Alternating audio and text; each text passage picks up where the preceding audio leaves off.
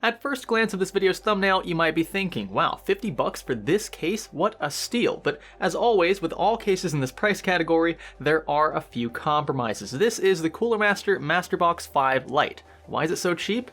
Let's find out.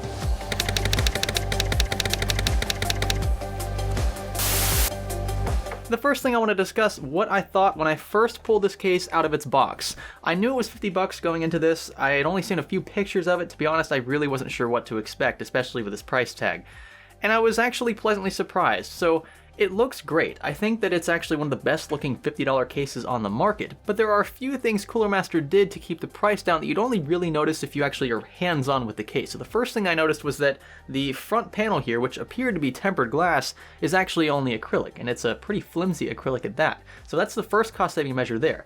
The thing is, though, they make it look like a tempered glass panel, which I don't have a problem with. If you're gonna pay 50 bucks, make it look as good as you possibly can for the money. So their website's not too specific on the material that they use to make the case.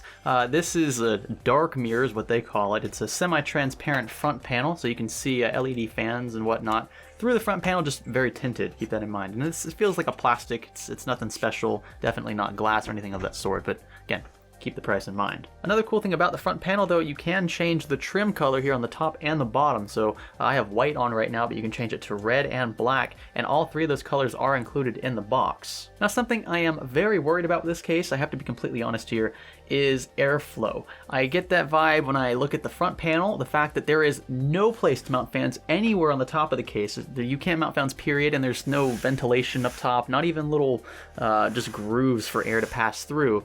It's just a solid piece of metal. That's it. That's all you got. So absolutely no air travel at all in or out of the case on top. You only get one included fan as well, and it gets decently loud at around 50% RPM. It's also only a 3-pin fan, so only voltage control, no PWM for that wider range. The front panel also reveals this. There's only a tiny slit up top for air to pass through, and seeing as though you really can't put intake fans anywhere else in this build, it's going to have to be an intake port up top. Also, air can come in through the bottom, slightly wider gap down there, but this is going to be probably more restrictive than the Fantex P400S front panel, but at least that case has ventilation up top. You don't have that at all here. It's just the two tiny little slits here, and that's it. You get an exhaust fan in the back. It's not good enough. There are tiny little dust filters as well, but again, you're only going to be able to pull so much air through this, so the dust filters are kind of redundant. Something else to kind of pick on here, cable management room in the back is not all that great. So this case kind of follows a similar format that Fractal cases do, but Fractal does it way better. So this has a slightly recessed front panel, good for moderate cable storage room, but back here we're talking maybe a centimeter of cable storage space. So try to keep as many of your cables up front, just tie them off if you have just extras kind of hanging around, especially if your power supply is not modular. I would say this is slightly better than the Corsair 400C 460X case in terms of cable management. Not to pick on Corsair, that case just has terrible cable management. I talk about that in this video right here. And then it's probably slightly worse than an NZXT S340. I think NZXT's cases are better in the way they manage because they have a nice groove, and there's a bit more room between this back panel and the back of the case. If this case had maybe half an inch of extra room, it would be perfect. You will find two included hard drive trays in the bay below. They're actually quite nice. They're toolless. You just unclip this at the rear, and it kind of expands it just a tiny bit. You can slide your HDD in, and then clip it back in place. Again, completely toolless, and then you just slide it back into the tray.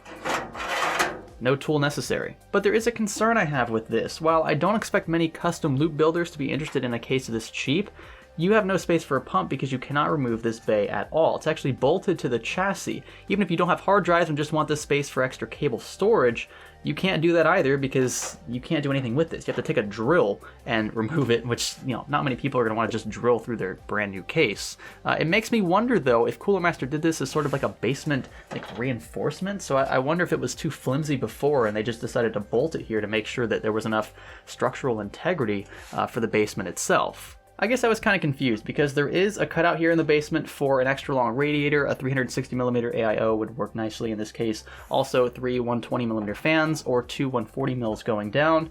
So the cutout's nice for those things, but In terms of like custom loop compatibility, it's just there for looks. Like you really aren't going to be able to do much with this smaller cutout here.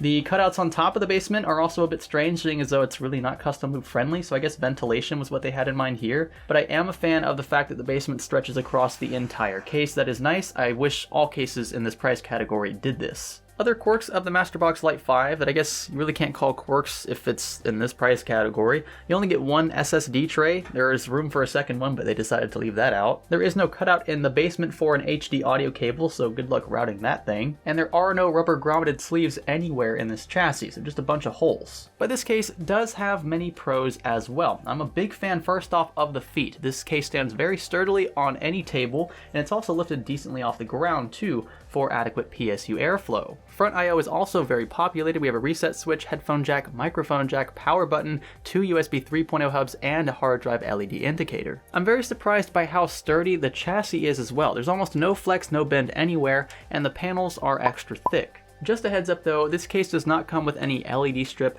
as some of the pictures on their website would suggest. Some of the pictures have an LED strip resting atop the basement. That is not included with this case. The only things you get apart from what you need to mount the gear you're going to throw into the chassis are the 3 different sets of trim to put on the front panel. Oh, and one other thing worth mentioning, this case totally rips off Fractal Design's PSU mounting system, and I guess Fractal kind of ripped it off from NZXT. So you get this little power supply mounting bracket and then 2 thumb screws secured in place. Nonetheless, it's nice to have. Let's answer the question then. Is this case worth $50 US? It really should be answered though in the context of a strict budget. If you're only going to spend $50 on a case, chances are you're only going to spend around $500-600 on the internals of the PC. Usually the case is around 10% of the entire budget, unless it's like a $4,000 PC build. This case is not bad for $50. I'll tell you that right off the bat. If I only had to spend $50 on a case, this is probably the first one I would get.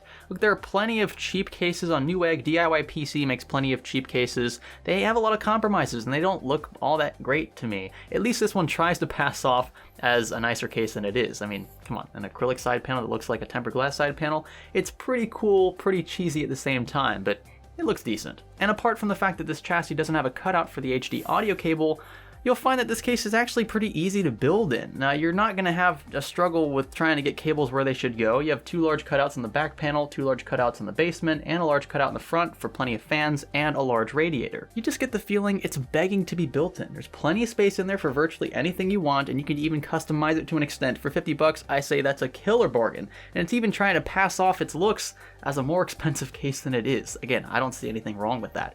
$50, this case is a good deal. Check out its link in the video description. Let me know what you think of this video by giving this one a thumbs up or a thumbs down, depending on your mood. Be sure to click the subscribe button if you haven't already, and stay tuned for more content like this. This is Science Studio. I mean, this is the Cooler MasterBox Lite 5, but this channel is Science Studio. Thanks for learning with us.